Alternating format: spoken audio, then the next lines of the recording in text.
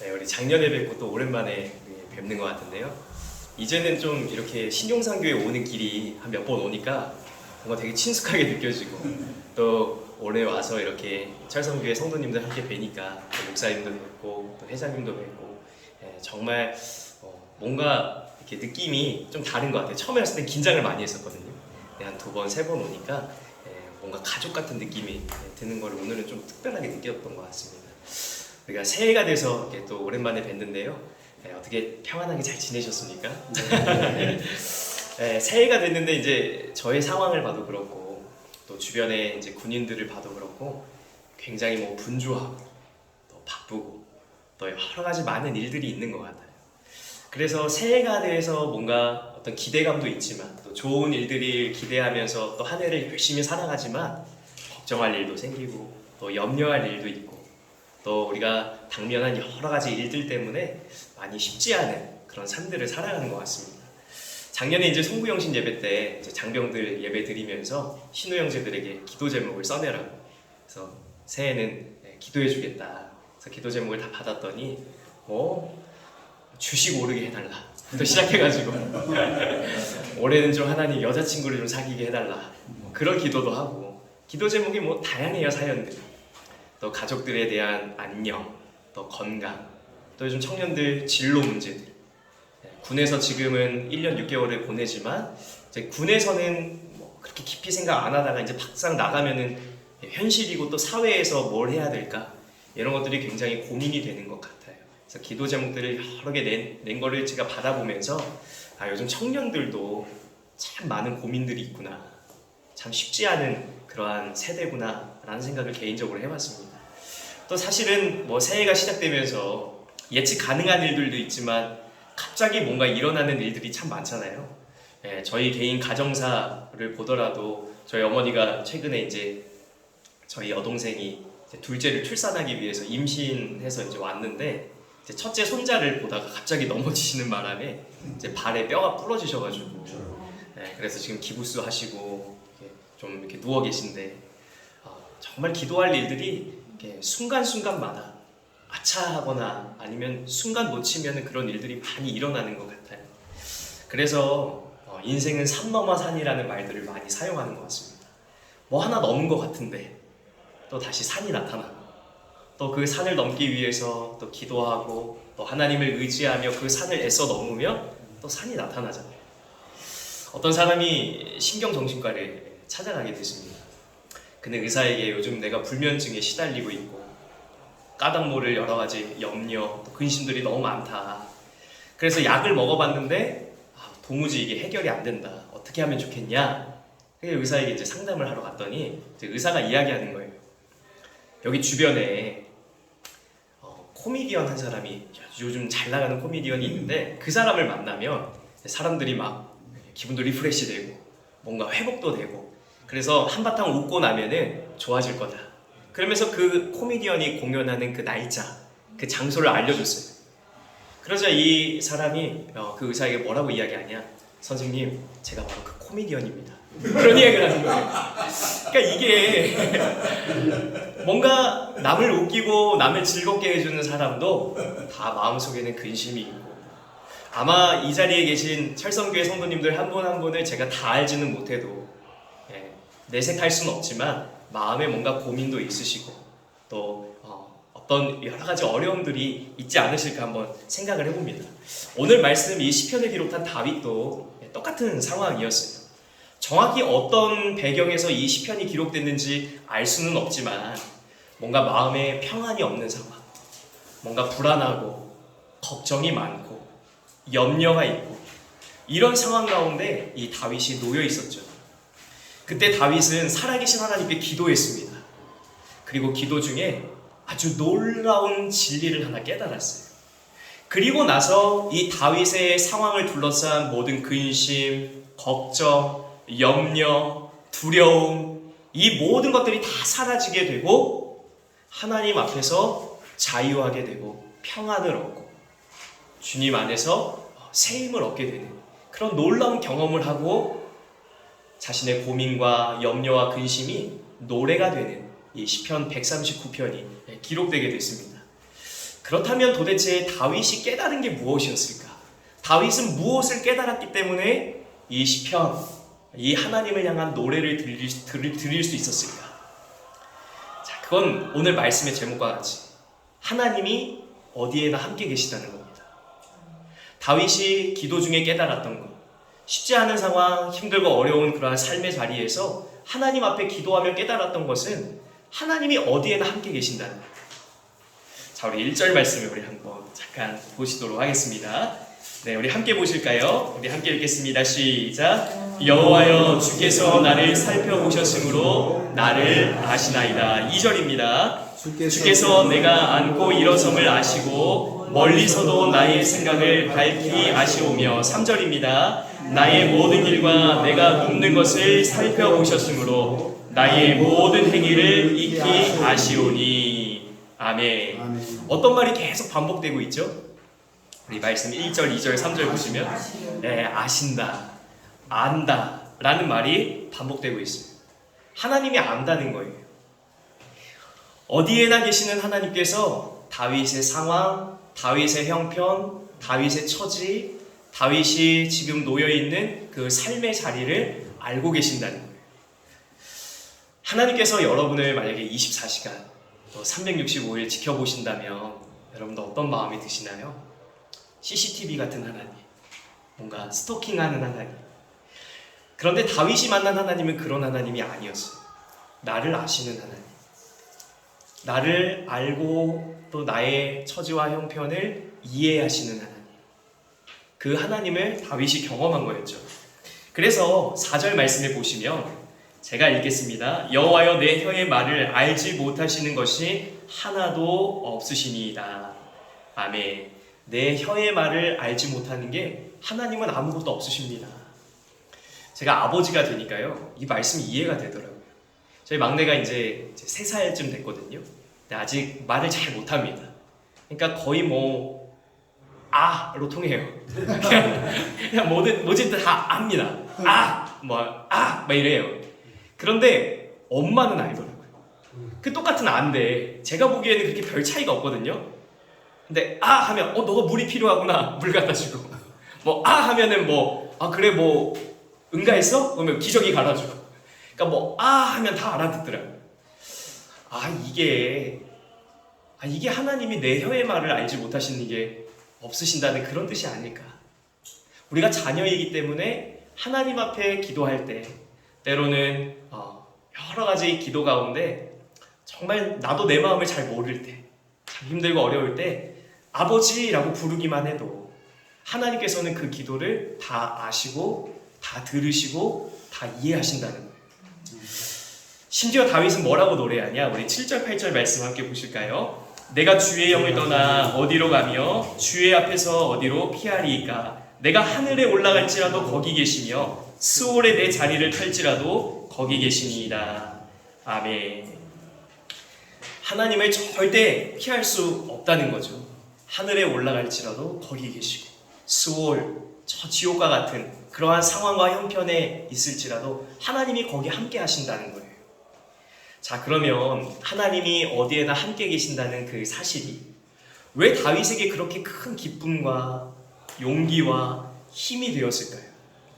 자, 9절 10절 우리 함께 보겠습니다. 우리 함께 읽어보실까요? 시작. 내가 새벽 날개를 치며 바다 끝에 가서 거주할지라도 거기서도 주의 손이 나를 인도하시며 주의 오른손이 나를 붙드시리이다. 아멘.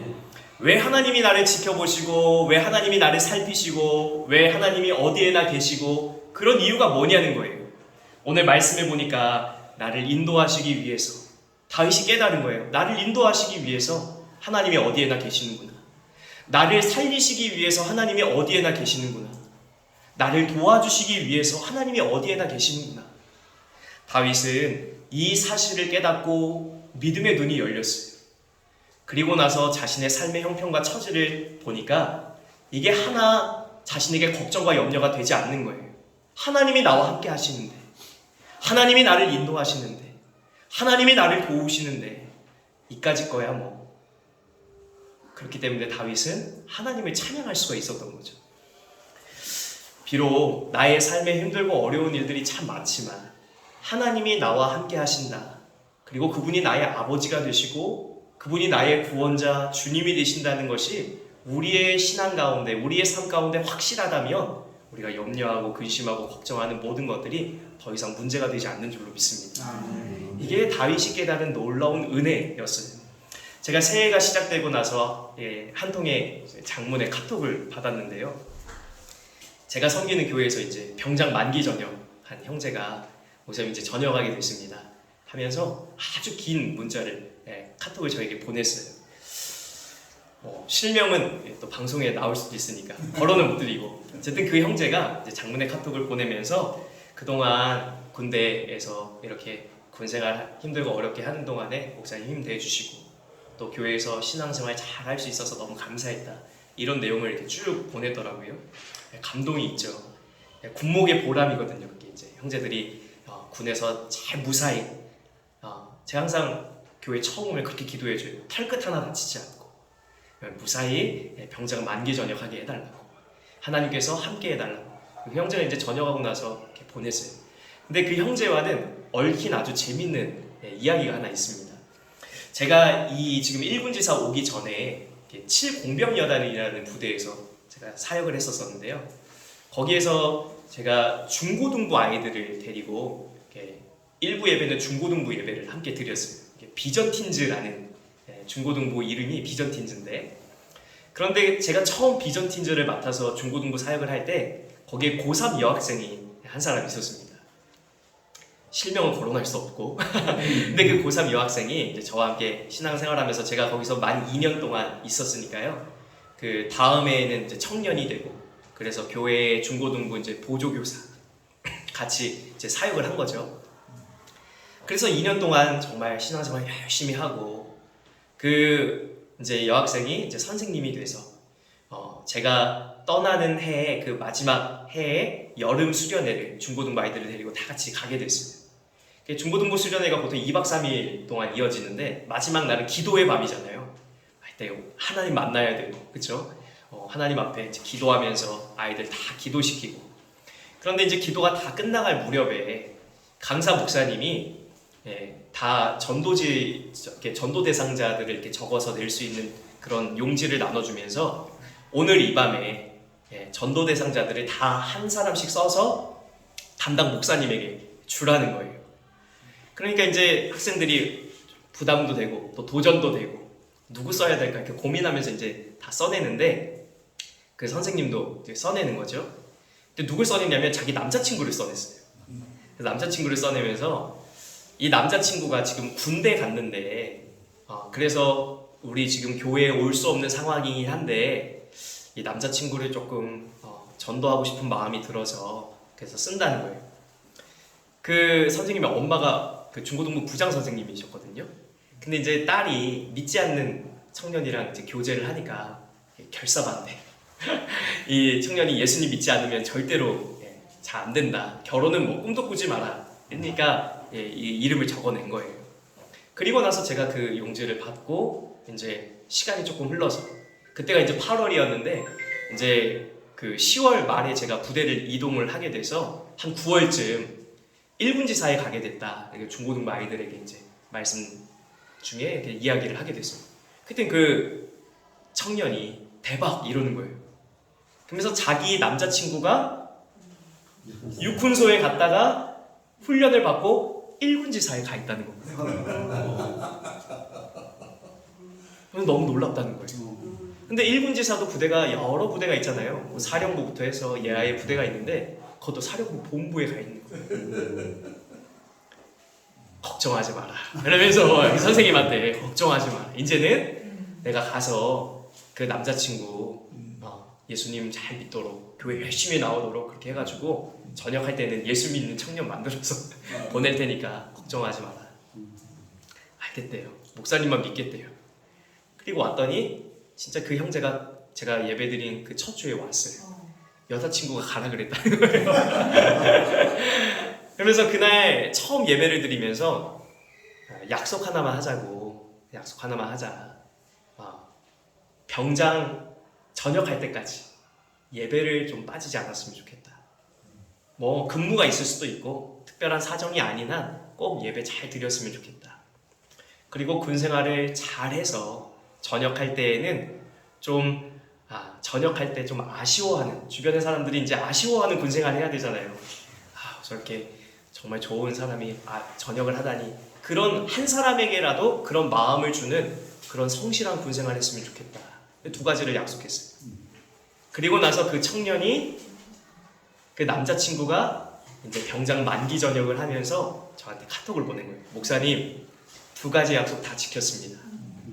목사님과 약속한 대로 제가 병장 전역하기 전까지 교회 열심히 나온 거 아시죠? 또 제가 전역하는 그 전역 시기에 많은 간부님들과 많은 용사들이 제가 전역한다고 많이 아쉬워했습니다. 그러면서 목사님과의 약속을 잘 지켰다고 저한테 카톡을 보낸 거예요. 마음이 얼마나 울컥해요. 감동이죠. 그래서 그 친구에게 전화를 했어요. 전화를 받아요. 수고했다. 정말 고생 많았다.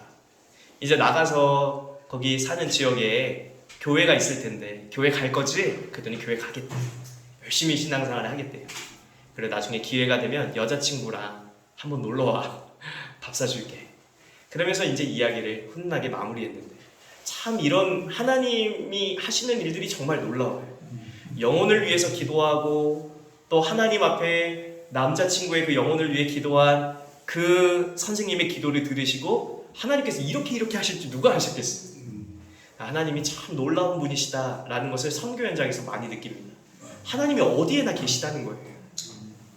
또 하나 간증할 일이 있는데요.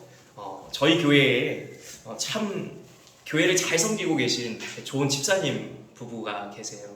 근데 이제 두 부부는 열심히신데 중3 딸이 하나 있는데, 이 중3 딸이 군인 자녀니까요, 부모님을 따라 이사를 많이 가잖아요.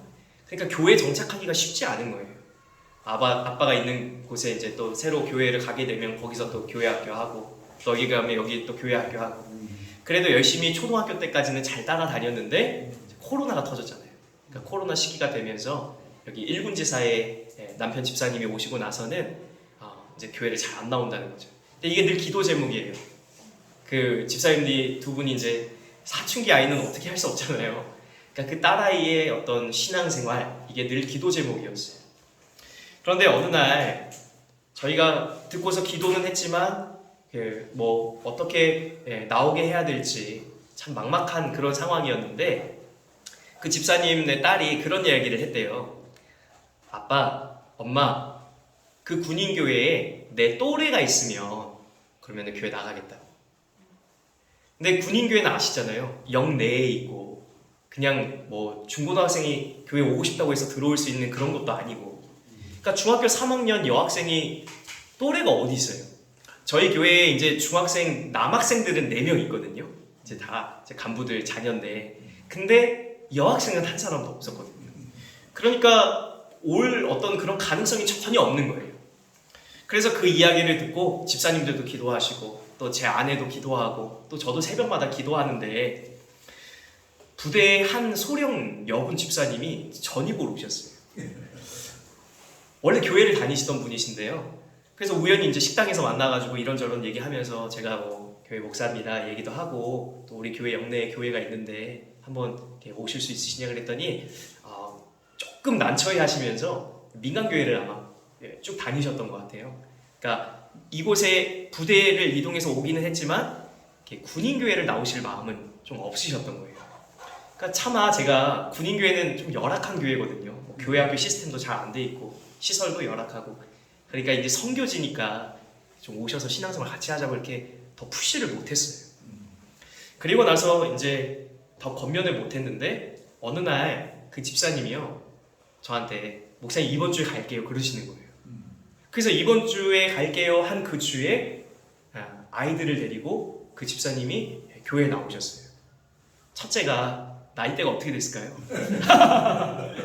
중2 여학생, 중2 여학생. 딸이 셋이신데 첫째가 중2 여학생인 거예요. 참 신기한 일이죠. 더 놀라운 것은 그 여군 집사님이 교회에 나오시기로 한 비하인드 스토리가 있어요. 사실 이 여군 집사님이요, 우리 군인교회 나오실 마음이 전혀 없으셨어요. 그런데 어느 날 저희 이제 부대에는 다른 부대들과 같이 그 부대 안전 기도회라고 해서 한 달에 한 번 조찬 기도회를 하거든요. 그러니까 비록 군인교회 신자는 아니지만 그래도 그리스도인이니까 한번 군인교회에서 또 나라를 위해서 또 부대를 위해서 기도한다고 하니까 참여나 해보자 하고 그 기도회에 참석하셨던 거예요. 그런데 그날 기도회를 참석해서 말씀을 듣고 기도하는데 막 마음이 울컥울컥 하더래요. 그러면서 눈물이 나고 뭔가 내가 이 교회를 섬겨야 되겠다라는 그런 성령의 감동을 받으신 거예요. 그리고는 내가 이 교회에 나와야겠다 하고 저한테 이야기를 하신 거죠. 저는 하나님의 역사라고 생각합니다. 하나님이 기도하니까 하나님께서 어디에나 계시잖아요. 하나님께서 이 사람 또 저 사람의 마음을 감동하셔서 그렇게 역사하신 거죠. 그 주에 여군 집사님이 나오셨을 때 또래가 생긴 거잖아요. 그 다음 주에 그 집사님 딸이 나왔어요.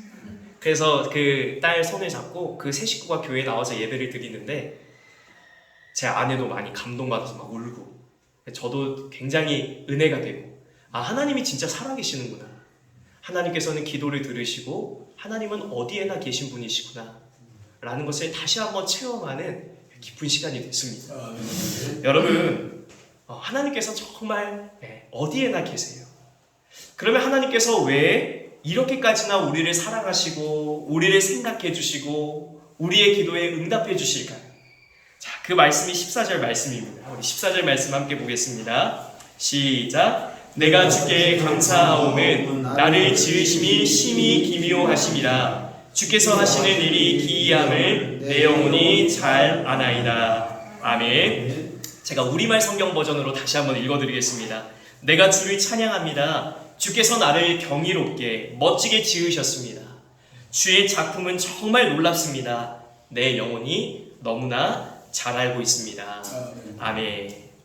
하나님이 우리를 지으셨기 때문에 하나님이 어디에나 계시면서 우리를 지켜보시고 인도하시고 우리의 기도에 응답해 주신다는 거예요. 표현을 조금 바꿔 말하면 하나님께서 우리를 낳으셨어요. 제가 이렇게 설교하면 우리 장병들은 마음속에 이런 생각합니다. 엄마가 낳았는데 막 이런 얘기해요. 아니 엄마가 낳았죠. 근데 지금 그런 얘기를 하는 게 아니잖아요. 엄마가 낳았지만 우리가 작가가 이렇게 미술 작가가 작품을 만들 때 붓으로 그리고 물감으로 그리지만 붓이나 물감이 그 작품을 만들었다고 얘기하지 않잖아요. 마찬가지로 하나님께서는 우리를 이 땅에 있게 하신 분이시고 그렇기 때문에 우리를 자녀와 같이 생각하시면서 하나뿐인 아들 예수님을 십자가에 못 박혀 죽게 하시기까지 우리를 사랑하시고 우리를 구원하시며 우리의 길을 인도하시는 우리의 사랑하는 아버지가 되시는 줄로 믿습니다. 저희 아버지는요 어렸을 때부터요 저에 대한 관심이 참 많으셨어요. 저의 학업, 진로, 장래, 또 배우자 여러 가지 부분에 있어서 아버지는 늘 그런 일들을 이렇게 잘 물어보시고 또 상의하길 원하시고 그래서 제가 그런 일을 잘 상의드리고 이야기 나누는 거에 되게 기뻐하시고 그게 아버지의 작은 기쁨이시거든요. 그리고는 항상 조언도 해주시고 지도도 해주시고 또 어떤 길로 가면 좋겠다 이렇게 이야기도 많이 해주시고 그래서 제가 지금 군에서 사역하고 있잖아요. 근데 아버지랑 이제 대화를 나누면 아버지는 이미 제가 전역했어요. 제가 전역한 이후에 사회에서 어떻게 목회할지에 대한 이야기를 또 계속 하세요. 저의 장래, 저의 다음 스텝 이런 거에 이제 관심이 많으신 거죠. 제가 그런 이야기들을 쭉 들으면서 어렸을 때는 사실 이해가 잘 가지 않았습니다. 아버지가 왜 이렇게 관심이 많지? 물론 뭐 아버지니까 그럴 수 있는데 자꾸 그런 이야기들을 자주 하시니까요. 근데 조금 시간이 지나고 나서 제가 아빠가 되니까 이게 아버지의 사랑의 또 다른 표현이구나. 내가 너를 사랑하고 내가 너에게 관심이 있고 너의 어떤 삶의 여러 가지 이야기들에 대해서 내가 늘 기억하고 있다라는 것을 계속 아들에게 표현하는 아버지만의 사랑의 방식이다라는 것을 제가 깨달았어요. 제가 자녀한테 그렇게 하고 있더라고요. 저희 자녀가 넷인데 이 자녀가 어떻게 됐으면 좋을까? 아내랑도 그런 얘기 많이 나누고 딸에게도 그런 이야기들 하고 배운 대로 하잖아요. 그런데요 성경에 보니까 다윗은요 그것을 경험했어요. 다윗이 보니까 하나님께서 자신의 인생을 그렇게 계획하고 계시는 거예요. 그렇게 인도해 가시는 거예요. 제가 이 말씀을 깨닫고 나서 참 은혜를 많이 받았습니다. 다윗의 인생 가운데 선하신 계획이 있으셨던 하나님. 그래서 다윗이 뭐라고 고백하냐? 17절 18절 이렇게 노래합니다. 자, 우리 함께 읽어보도록 하겠습니다. 시작. 하나님이여, 주의 생각이 내게 어찌 그리 보배로우신지요, 그 수가 어찌 그리 많은지요. 내가 세려고 할지라도 그 수가 모래보다 많도소이다. 내가 깰 때에도 여전히 주와 함께 있나이다. 아멘. 하나님께서 다윗을 향한 하나님의 생각들, 하나님의 계획들이 모래알 만큼, 그만큼이나 많다라는 거예요. 찰성교회 성도님들 한 가정을 향한, 또 여기 계신 모든 분들을 향한 하나님의 선하신 계획이 그렇게 차고 넘치는 줄로 믿습니다. 그리고 우리가 때로는 잘못된 길을 갈지라도 내비게이션 생각하시면 돼요. 또 하나님의 뜻 가운데 우리의 길을 인도하시는 하나님, 그 하나님을 다윗이 경험하게 된 거죠. 깨닫게 된 거예요. 제가 작년에 이 말씀을 묵상하면서 저희 일군 지사가 이제 부대 이전을 하게 되면서 올해 교회 건축이라는 아주 중요한 프로젝트가 있습니다. 처음 이 교회에 왔을 때 하나님께서 저에게 무엇을 맡기실지 저는 알고 있었어요. 왔더니 전임 목사님이 그러시더라고요. 목사님, 여기 교회 지어야 되는 거 아세요? 아, 교회를 지어야 되는구나. 교회를 건축해야 되는구나. 그런데 건물에 대한 예산은 있는데 거기 뭐 성부나 성물 예산은 없어요. 그래서 목사님이 후원 받으셔가지고 또 성도님들과 함께 기도하시면서 교회 지셔야 돼요. 전임 목사님이 저한테 이야기를 하시더라고요. 그래서 이게 하나님이 이 부대에서 나에게 맡겨주신 사명이구나. 내가 이걸 잘 감당하면 또 이제 떠날 때가 되겠구나. 아니나 다를까 올해가 제가 이동하는 해거든요. 10월 말이면은 제가 이제 다른 부대로 떠나게 되는데, 이 교회를 10월에 이제 6월이면은 다 교회가 건축이 끝나고요.